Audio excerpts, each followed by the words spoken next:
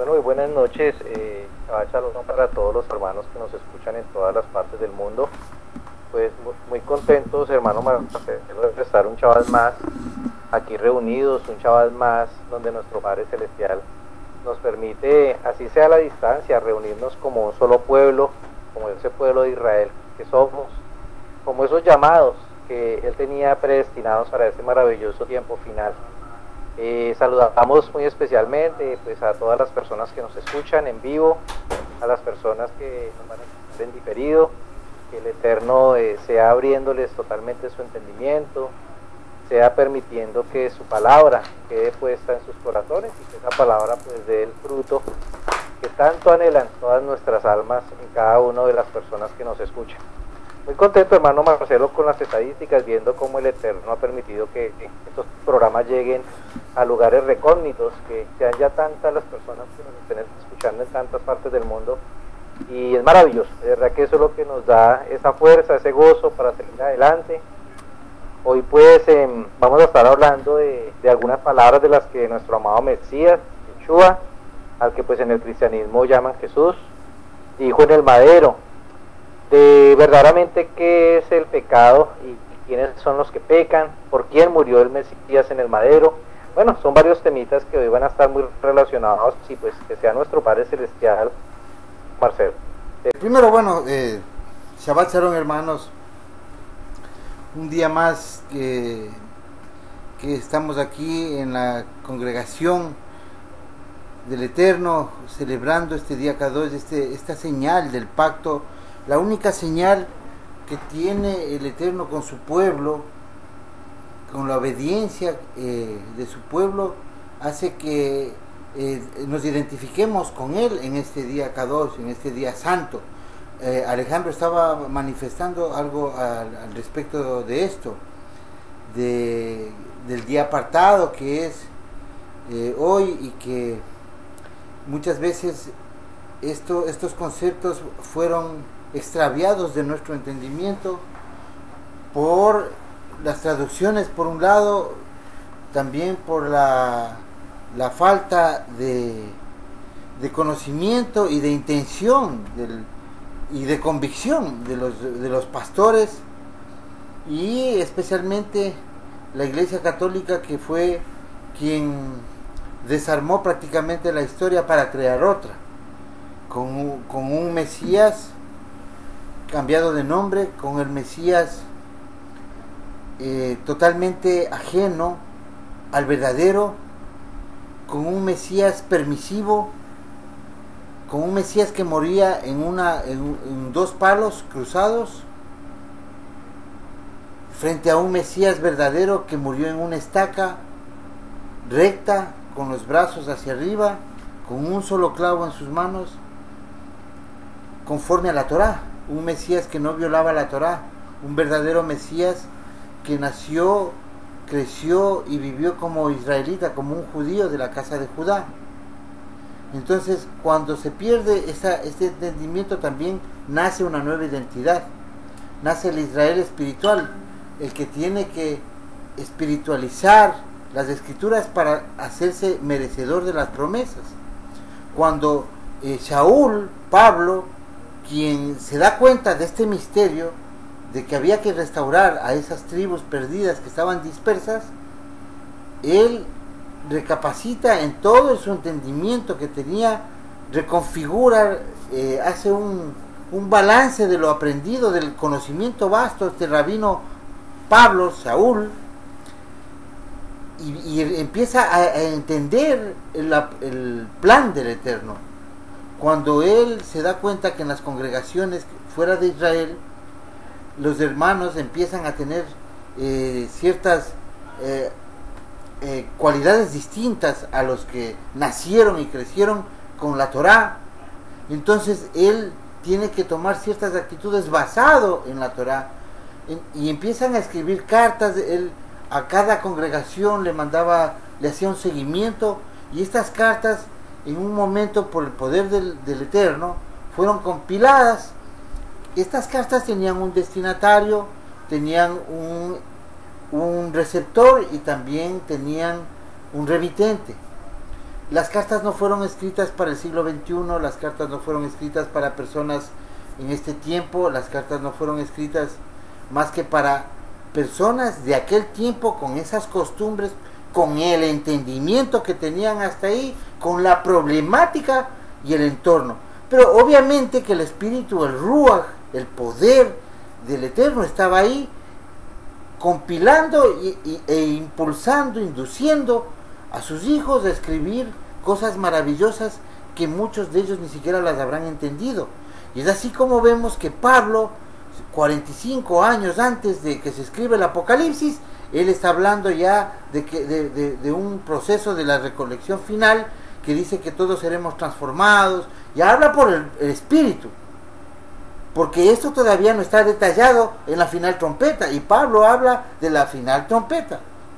Obviamente, porque tenía un entendimiento de la Torá, y él hacía su relación, y por eso es que no se contradice de ninguna manera cuando 45 años más tarde se escribe el Apocalipsis, y vemos que es bajo el mismo contexto. O sea, no se puede perder la firma y rúbrica del Eterno, que es su palabra, su Torá. El Eterno mismo no viola la Torá para que nadie la pueda tocar, y no existe aquello con lo que nosotros crecimos, especialmente en las religiones, en las entidades religiosas, donde el líder empezaba a tener la selectividad delante del colectivo, y era el escogido para llevar un mensaje, lo cual haría automáticamente que se anulen las escrituras. Entonces ya vemos pecados que no están en las escrituras, ya vemos actitudes, vemos una manipulación, ya vemos que la revelación potestad del líder es la única que puede decidir cuál es el camino recto y cuál es el camino adverso. Entonces se pierde el concepto de pecado cuando Juan, en primera de Juan 3:4, capítulo 3, versículo 4, dice que todo aquel que comete pecado transgrede la ley, porque el pecado es la transgresión de la ley. Es decir, solo se debe tener ley para poder pecar. ¿Y qué pasa con los que no tienen ley y pecan? Como dice Pablo, están muertos. Porque todo el que peca sin ley perece. Y el que peca con ley, la ley lo juzga. Ese es tener pacto, hermanos. Estos versos fueron mal entendidos en la cristiandad, y nosotros hoy vamos con nuestros hermanos que están pendientes de esta enseñanza, a esta conversación, porque también es un diálogo más abierto, más que una enseñanza, es un conversatorio entre hermanos para tratar de obtener la luz más grande que ilumina nuestros caminos. Adelante, Alejo. Bueno, muy importante, hermano Marcelo, nos narras, y haces la claridad, ¿no? Esos escritos, esas cartas fueron escritas por aquellos hombres mal llamados discípulos, por aquellos enviados por el Mesías, y eran para aquellas personas de aquel tiempo. O sea, todo era para las personas que estaban viviendo en ese momento, en esa situación, en ese tiempo, pero aún todo eso está ahí escrito para nosotros, tiene que ser el ejemplo, para nosotros no ir a cometer pues algunas situaciones que en algunos momentos estas comunidades, estas congregaciones estaban cometiendo. Nosotros vemos, como tú mismo lo dices, que el pecar pues es violar el mandamiento, es violar la Torá. Cuando Yeshua dice en sus palabras en el madero, en Lucas capítulo 23, en el versículo 34, Yeshua dice: Padre, perdónalos porque no saben lo que hacen. Indiscutiblemente, porque estaba pidiéndole Yeshua al Padre que perdonara lo que estaba sucediendo, porque ellos estaban violando la Torá, porque lo que estaban haciendo con él era una violación a la Torá, porque estaba muriendo un ser inocente, y eso es una violación a la Torá. Pero así estaba establecido, y así tenía que ser, y es maravilloso, hermano Marcelo. Amén. Como esas palabras aún hoy en día esas palabras para nosotros tienen que ser como también un llamado del Mesías a nosotros tener también ese perdón, a nosotros también tener también esa misericordia con las personas que quizás están en otras religiones, en otras situaciones, porque no solamente tiene que ser el cristianismo, puede ser cualquier entidad de cualquier religión que está buscando al Creador, pero hay que pedir al Eterno que tenga misericordia de ellos, porque es que ellos no saben lo que están haciendo, están cegados, están ciegos. Claro, y con esa vara van a ser juzgados. Pero por supuesto, o sea, por cada situación y por cada circunstancia de cómo esas personas estén caminando, indiscutiblemente que en la segunda muerte vendrá el juicio para ellos, si no es que el Eterno pues antes los despierta y los trae a este camino, ¿no? Porque eso es algo maravilloso y es un punto importante que también queríamos pues traer en este Shabbat, y es ¿por quién murió el Mesías? ¿Por quién dio la vida al Mesías en el madero, hermano Marcelo? Eso es un punto importante porque todas las personas creen que la dio por todos, por todo el planeta. Y el Mesías dio su vida en el madero por un pueblo llamado Israel. Amén. Y eso lo tenemos que tener claro, y eso lo tenemos nosotros que enseñar con toda seguridad y certeza. Porque Él no iba a dar su vida por seres a los cuales pues a Él no le pertenecen, como son los hijos del maligno. Adelante, Marci. Sí, es importante lo que estamos conversando.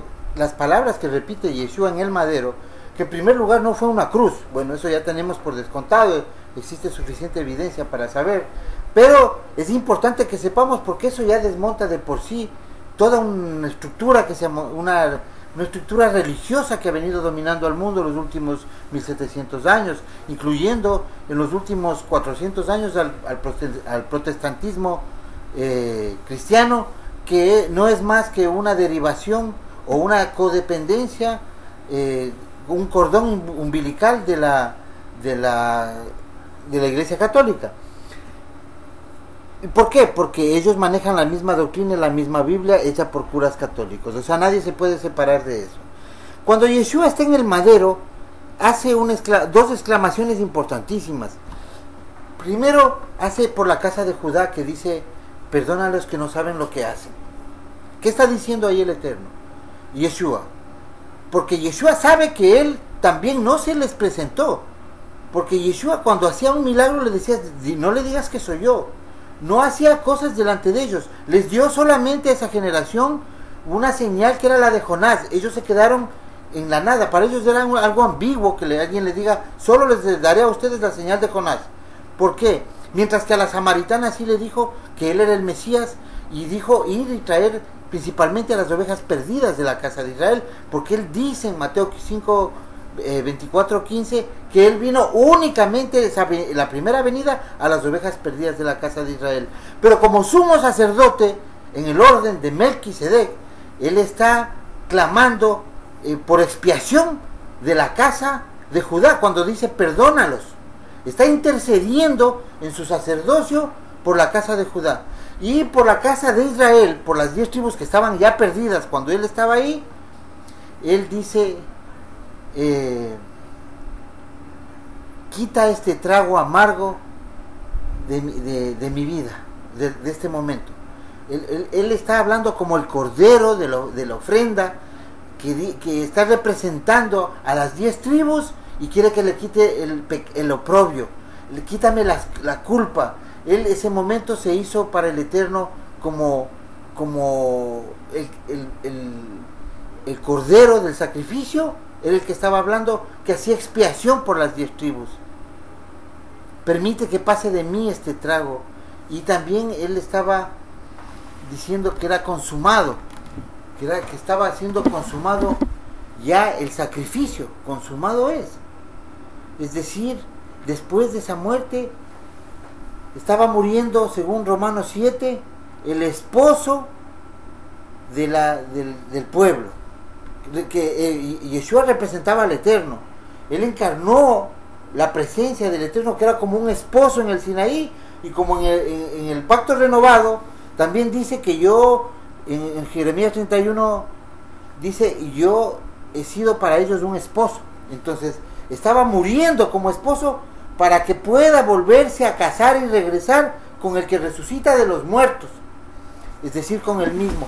Esta es la obra maravillosa que entendió Pablo, y por eso es que en Romanos 7, escribiendo a israelitas, no a italianos, gentiles, sino a israelitas que se encuentran en Roma, que conocen la Torá y que les dice, ustedes solo tienen que reconocer al Mesías para alcanzar la salvación.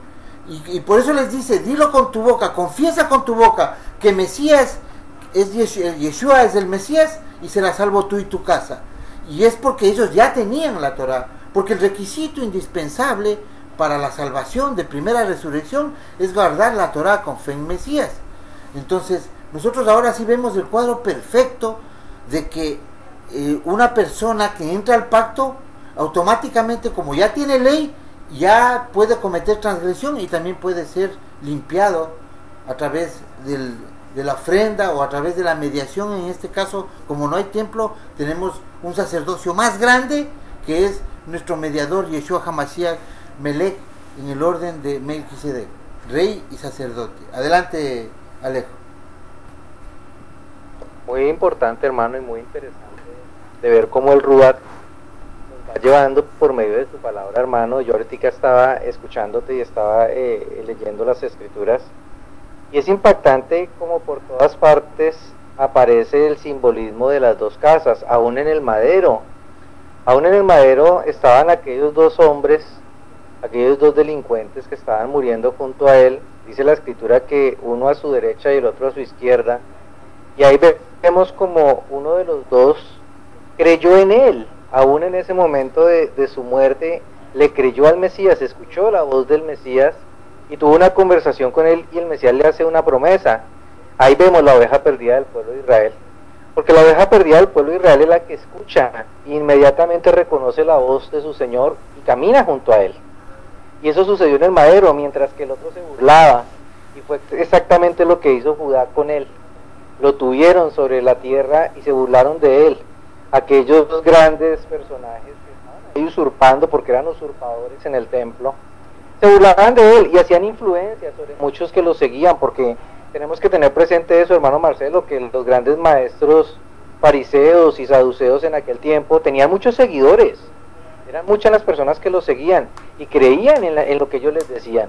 Por lo tanto, ellos mismos hacían que estas personas que los seguían tomaran odio hacia el Mesías por el celo supuestamente a la Torá, una Torá que estaba mal interpretada, que estaba adulterada, y pues lo vemos reflejado en el madero. Ahí están los dos hijos, ahí está Judá e Israel.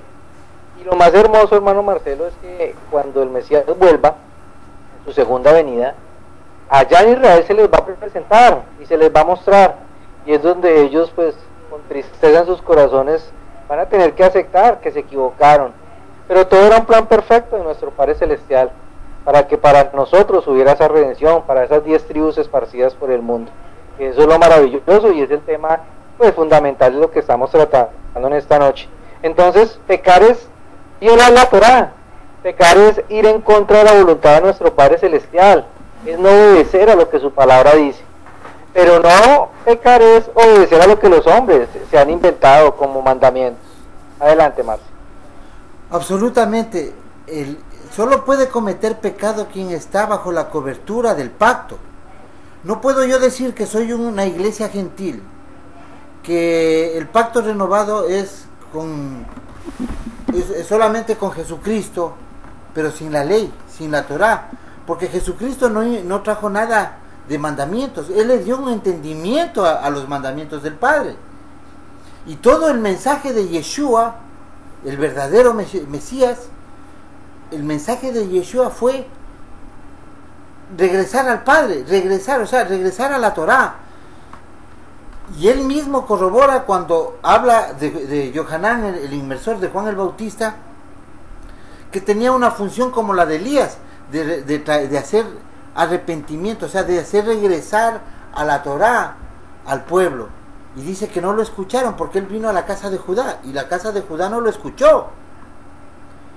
No lo escuchó porque no tenía el Ruach que descendió sobre los discípulos, sobre 3,000 personas, primero los 120, luego los 3,000 que se convirtieron. Descendió el Ruach y ellos llevaron el mensaje para ir a traer a las 10 tribus. Y esto tiene mucha sabiduría, porque si no hubiese sido de esa manera, no se hubiera hecho un proselitismo. Estaba tan confundida la Torá, tan desentendida, que si es que los judíos de la casa de Judá de aquel tiempo, como ya no estaban las 10 tribus, si es que ellos iban a traer de regreso a predicar o a hacer prosélito a las ovejas perdidas, digamos en el supuesto caso, ellos no hubiesen podido traer porque necesitaban una ofrenda. Primero, cómo iban a hacer la redención, cómo iban a hacer expiación por el pecado de ellos, cómo podían volverlos otra vez sin que haya expiación. Y en segundo lugar, ellos tenían una Torá muy distorsionada, llena de irregularidades, de legalismos y de mandamientos de hombre. La Torá estaba totalmente desentendida, era algo difícil, era una carga que ni ellos mismos la podían llevar. Cuando Yeshua asoma en el escenario profético, él trae el entendimiento de la Torá que él mismo, como el Malach de Elohim, se lo dio a Moisés en la zarza 1250 años antes. Él tenía el conocimiento de la Torá, él sabía que la Torá es fácil de cumplir y existen mandamientos que son para ese tiempo, para otro tiempo y para este tiempo, porque dice por la eternidad, y parte de ellos del Shabbat. Entonces él le hace una simplicidad de la Torá. Dice la Torá es para el hombre, no el hombre para la Torá, como estaban tratando de hacer una cosa difícil de lavamientos de manos, de rituales de circuncisión, de rituales que no eran bíblicos, de baños y también de interpretaciones, de acomodos. Entonces Yeshua en Mateo 23 vemos que empieza un debate del mejor entendimiento de la Torá, y esa es la labor de Yeshua, darle entendimiento, porque Moisés habló de él, dijo: a él oíd, profeta como yo, Mesías como yo les levantará el eterno Yahweh, bendito su nombre, a él oíd. Cuando viene Yeshua, él habla de cómo se debe guardar el mandamiento. No hagan caso de las legalidades de ellos, sino hagan caso de solo lo que esté escrito. De mí está escrito en tal parte, como está escrito en el Salmo. No digas esto, no te le presentes allá. Ustedes guardan mandamientos de hombre. Ese era el mensaje. Mesías falso, un Mesías llamado Jesucristo, que no tiene nada que ver con el Mesías verdadero llamado Yeshua. Un Mesías que para ellos nació en una cruz, un Mesías que para ellos nació en un pesebre, donde imagínate el olor hediondo de los animales. Un Mesías que vino a quitar la Torá, o sea, de ninguna manera. Cuando el mismo Yeshua en Mateo 5:17 dice que no pensemos que él ha venido a quitar la Torá, ni mucho menos a los profetas, sino que él ha venido a cumplirla, a completarla. Y dice que muy bienaventurados serán todos aquellos que enseñen exactamente lo mismo. Y eso es lo que nosotros nos esforzamos y luchamos cada chaval, cada día, por medio de nosotros mismos, de nuestras vivencias, de nuestros testimonios ante las personas, que vean reflejados en nosotros eso, ese cumplimiento de la instrucción de nuestro Padre Celestial para nuestras vidas. Adelante, Marci. Sí, para analizar el tema de la casa de Judá en el tiempo del Mesías, cuando él criticaba su desentendimiento, realmente también tenemos que tomar en cuenta que esto se debe juzgar con balanza justa, porque cuando ellos no tenían entendimiento, no había el Nuevo Testamento, que prácticamente el Brit Hadashah vienen a hacer una serie de cumplimientos de las profecías del Antiguo Testamento mal llamado, que en verdad se llama Tanakh. Entonces ellos estaban con un mediano entendimiento y obviamente después de haber vivido milenariamente el tema de la Torah, había nacido sin ese entendimiento reglas sobre reglas, mandamientos sobre mandamientos. Entonces eso tenía prácticamente confundido y a las personas actuando y haciendo difícil la vida, cuando la Torah es para facilitarle a uno y para darle rectitud y justicia, equidad. Y eso es lo que Yeshua hizo cuando le dio entendimiento y le dio cumplimiento a la profecía del Eterno. Ellos también estaban viviendo un medio muy hostil, social y políticamente. Estaban bajo presión permanente. Venían de casi 300 años, de casi 500 años de opresión, de imperios tras de imperio que los tomaba. Porque en el tiempo de Yeshua ya estaban 60 años los romanos, y antes de los romanos habían pasado un tiempo más o menos como de 80, 90 años que estaban libres, pero esto había sucedido como a los 300 años desde el regreso de Babilonia. Es decir, es una escena histórica difícil de entender. No podemos juzgar hoy con nuestro entendimiento, que hoy día podemos nosotros criticar a una persona que dice que cree, pero no está leyendo las escrituras, que se cree religioso, pero se está apoyando en mandamientos de hombre, teniendo unas escrituras bajo el brazo, que es lo que está haciendo el cristianismo, que es peor que lo que estaba haciendo en ese tiempo el pueblo de Israel, la casa de Judá, porque ellos no tenían en dónde leer, ellos solo tenían la sinagoga donde era transmitido oralmente la palabra del Eterno leída, y también estaba la tradición, que era la que les tenía confundidos. Hoy día un cristiano tiene solo que leer las escrituras, pero muchos cristianos están solamente oyendo al pastor, o buscando progreso, desviando el objetivo, desviando la finalidad, cambiando el evangelio, porque el evangelio no es que viene Jesús y se los lleva al cielo. El evangelio recién se está comenzando a predicar desde hace unos pocos años. El evangelio es realmente las buenas nuevas de que viene un reino venidero donde Yeshua estará en Jerusalén, tocará tierra y vivirá 1000 años ahí en el templo. Y el mundo será transformado. Aquí estarán los resucitados, porque nadie resucita con un cuerpo para irse al cielo. Entonces, este es el verdadero evangelio, lo que estamos enseñando hoy, y lo que Yeshua dijo, que el evangelio será predicado en todo el mundo. Y es hoy. No puede haber sido estos 2000 años. Lo que estaba es manteniéndose la palabra del Eterno en un estado de confusión, pero de alguna manera propagándose. Política y socialmente cogió fuerza las escrituras, aunque no la permitían leer. Era una verdad escondida, y eso fue lo que tomó el adversario para establecer una dependencia, una opresión, una esclavitud en un pueblo a través de la religión. Sometió imperios, peleó por la cruz y dividió a las naciones. Se aprovechó. Hasta el día de hoy el mundo entero sigue adorando a la cruz, cuando realmente nosotros tenemos que adorar es al Padre. Sigue adorando al Mesías como que fuera el Dios omnipotente, el Padre y el Hijo en la misma persona, y el poder del Eterno, el Ruach, la tercera persona de la Trinidad. ¿Con qué? Con 1700 años de un verso inventado que se llama la coma joánica, que ustedes lo pueden encontrar en Google.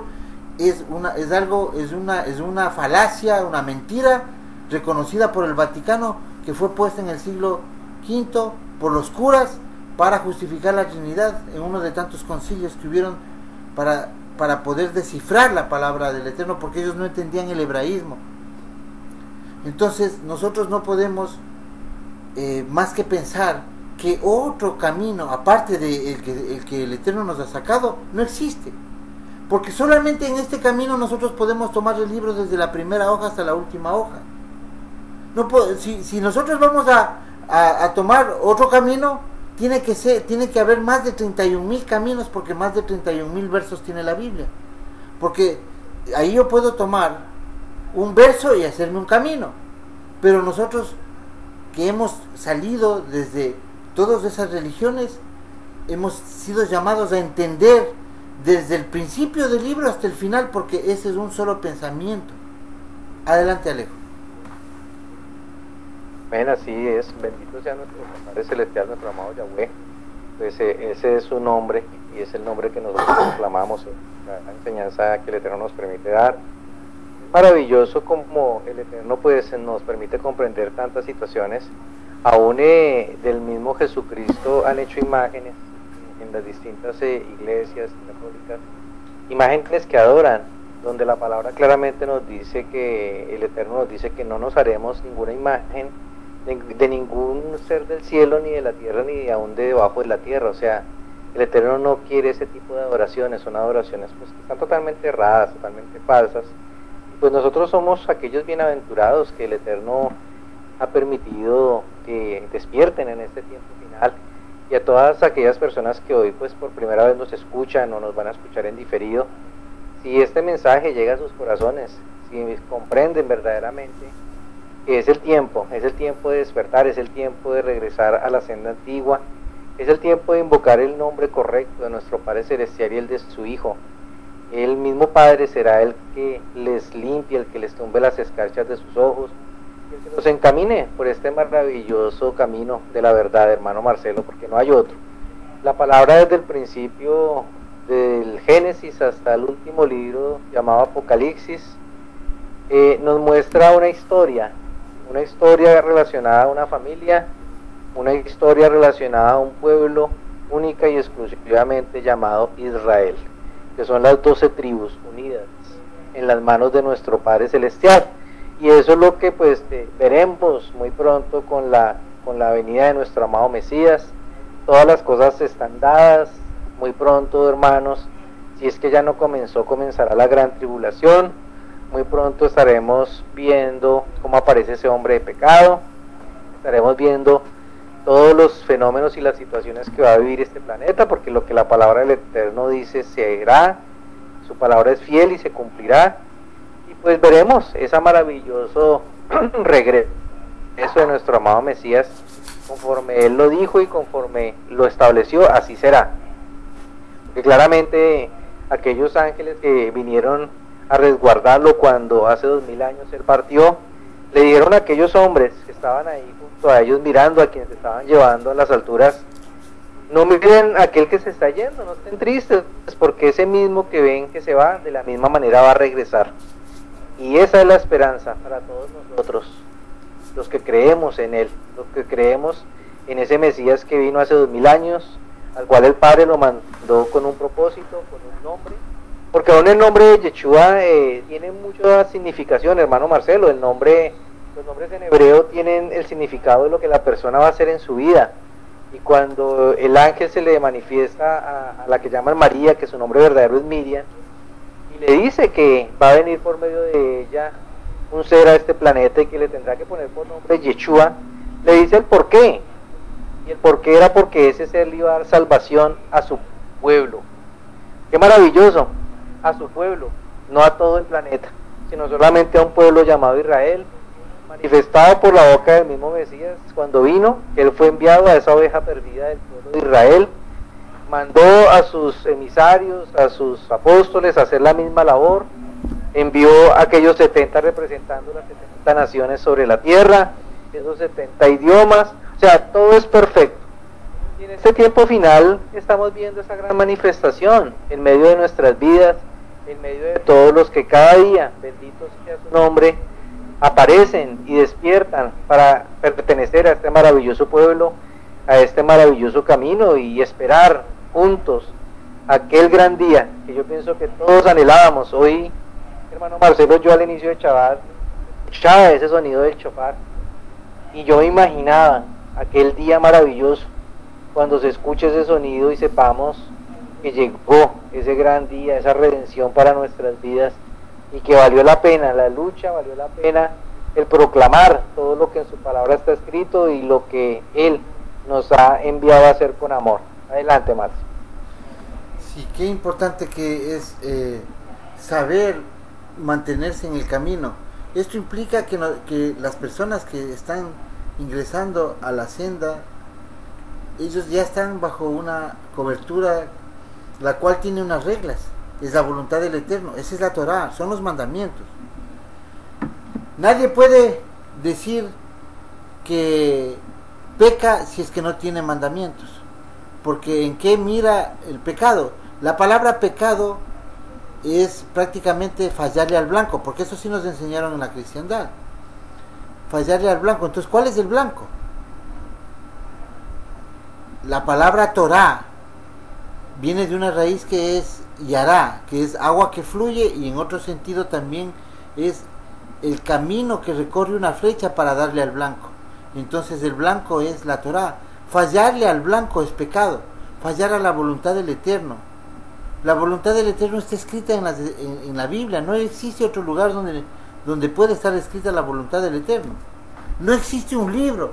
Existen 40.000 iglesias y cada una la mayoría tienen su libro propio de entendimiento bíblico.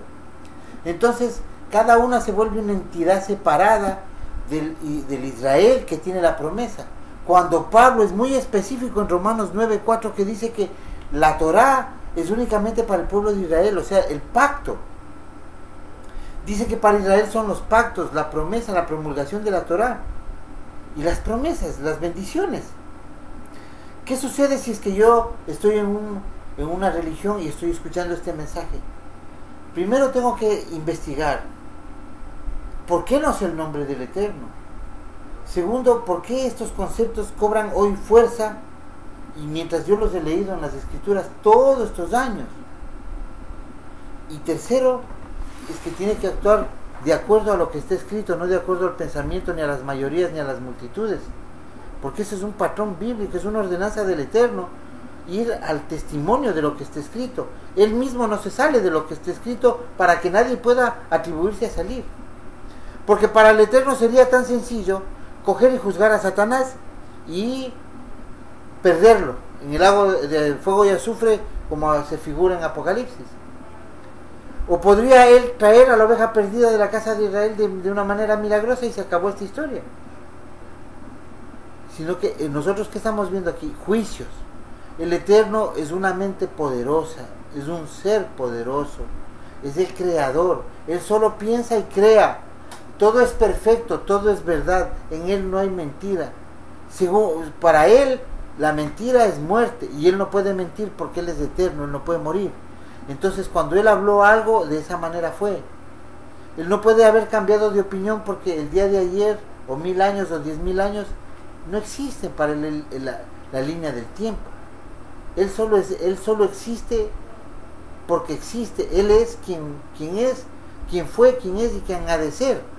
O sea, Él no está sujeto al tiempo.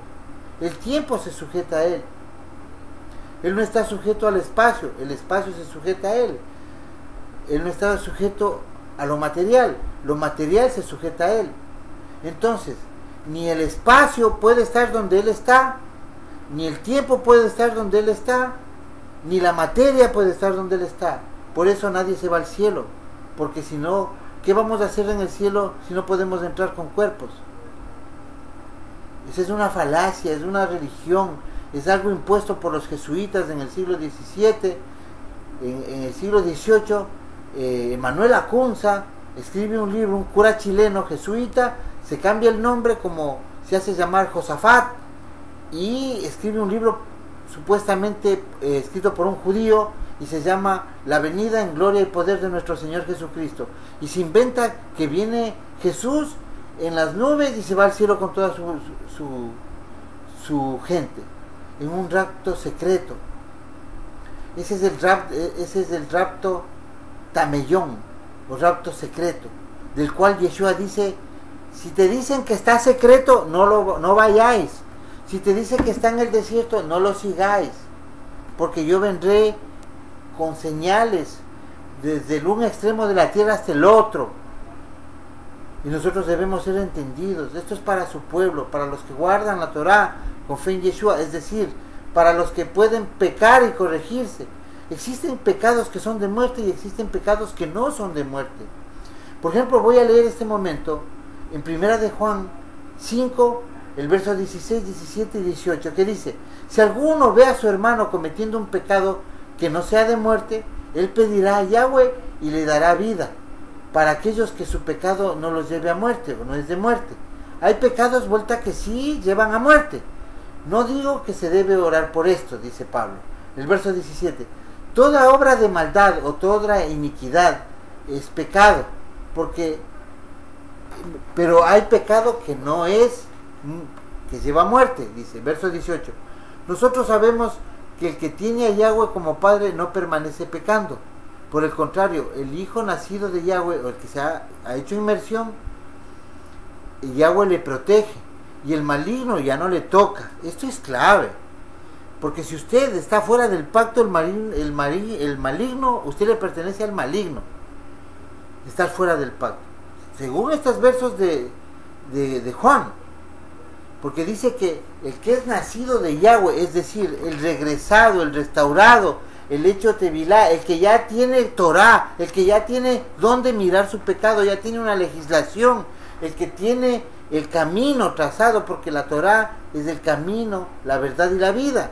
Por eso es que Yeshua dice: yo soy el camino, la verdad y la vida, porque Él es la palabra, el verbo, la palabra viviente, la palabra del Eterno. Adelante, Alejo.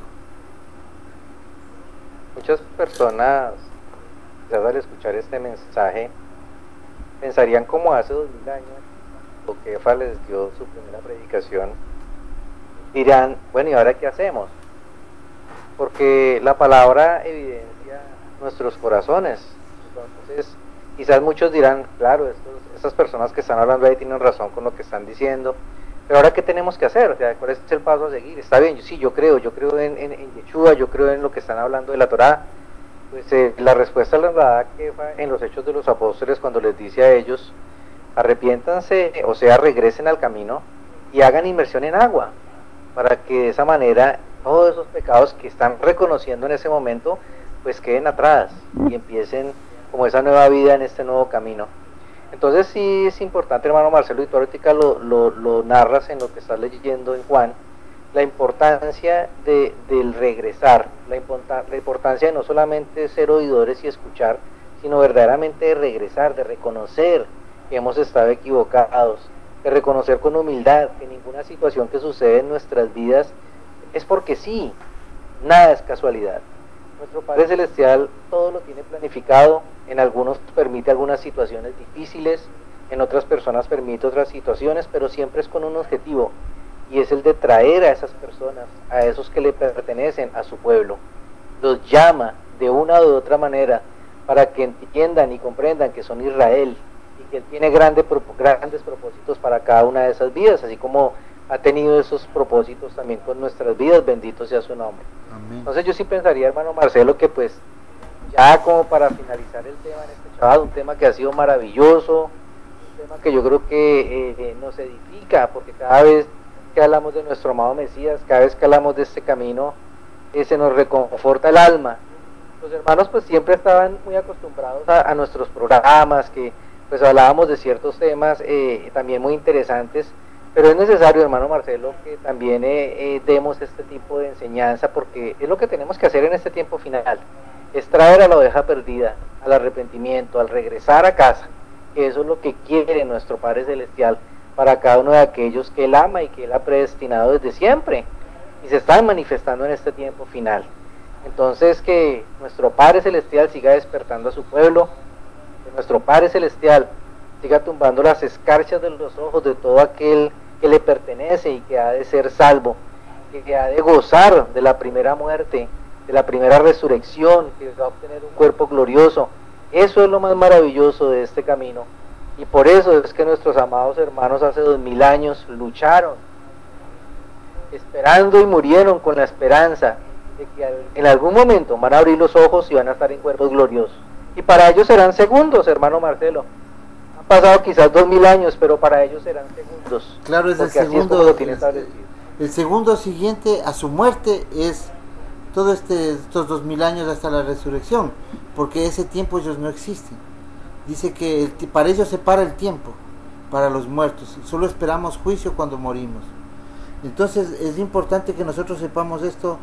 Es como cuando tú duermes, ¿no? Como cuando uno duerme, uno se acuesta y duerme, pero ya está descansando y abrió los ojos y uno no sabe que pasaron 8 horas y fueron segundos. A veces 12. Yo conozco personas que pasan 12 horas como si nada y todavía falta. Imagínate eso. Locura, hermano. Yo pienso que maravilloso este tema, hermano Marcelo. Amén. Adelante. Sí, yo quería hacer un énfasis aquí leyendo los versos que leímos. Vemos algo claro, que en el verso 18 de Primera de Juan 5 dice: nosotros sabemos que el que tiene a Yahweh como Padre no permanece transgrediendo, o sea, no permanece pecando. Porque, por el contrario, el hijo nacido de Yahweh, Yahweh le protege. Y el maligno no le toca. ¿Y a qué vamos? A que cuando alguien acepta la Torah, que es con lo único que puedo estar... Si no, no tengo en qué mirar el pecado, de acuerdo a Juan, y a todos, y al contexto. ¿Cómo puedo yo tener una ley si no soy parte de esa ley? No soy parte de ese pueblo para quien fue escrita la ley. Entonces, dice que cuando ya uno acepta el pacto, el maligno no le toca. ¿Por qué? Porque hoy el maligno está gobernando el mundo, hermanos. Acuérdense la oración de Yeshua que dice, no, yo te pido no que los saques de este mundo, sino que los apartes. Porque estamos esperando hasta que venga Él a retomar el poder que hoy día está en manos del enemigo, del adversario. Por eso ustedes ven esas leyes del aborto, las leyes de la homosexualidad, de matrimonios, de la libertad de géneros. Los países se están corrompiendo, están siendo influenciados, existe un resquebrajamiento social increíble.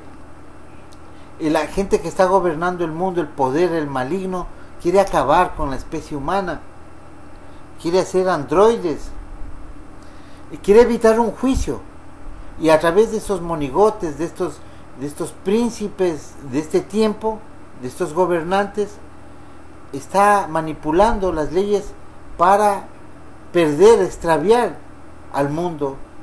Lo ha hecho materialista.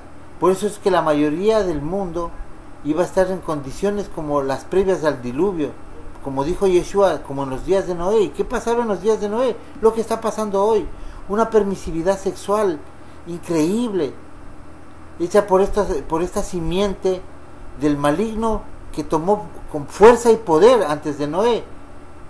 Y esa simiente pasó el diluvio, y hoy está en otra vez esa simiente, como no fue exterminada, esa simiente cobró fuerza, y hoy también quiere exterminar al mundo, y con los mismos actos. Son como actos repetitivos, como escenas repetitivas, pero en diferente tiempo. Y hoy estamos viendo ante nuestros ojos cumplimiento profético. O sea, nadie puede decir que esto no es lo que está escrito en la Biblia. Y prácticamente está determinando el tiempo que estamos. Porque el Eterno dijo que no iba a contender más de 6,000 años hasta realizar el juicio. Dijo en Génesis 6:3, que se tradujo como 120 años. Cuando ustedes miran esa palabra, Marcelo ya nos enseñó la semana anterior, esa palabra es Yobel, son jubileos, y 120 jubileos implica 6,000 años. Yeshua nació en el año 4000, y sabemos detalladamente de que ya han pasado 2000 años, porque estamos casi usando un calendario parecido al del tiempo de Yeshua, que era el juliano y luego se transformó en gregoriano. Entonces no podemos decir que no, que se perdió la venida de Yeshua hasta acá de ser 2000 años. Estamos en el tiempo, hermanos, y estamos viendo proféticamente este cumplimiento. Estamos viendo otro cumplimiento ante nuestros ojos, de que al final de los tiempos iba a restaurar es la restauración de todas las cosas, como dice en el libro de los Hechos. Dice que es necesario que Yeshua esté retenido un poco de tiempo hasta la restauración de todas las cosas.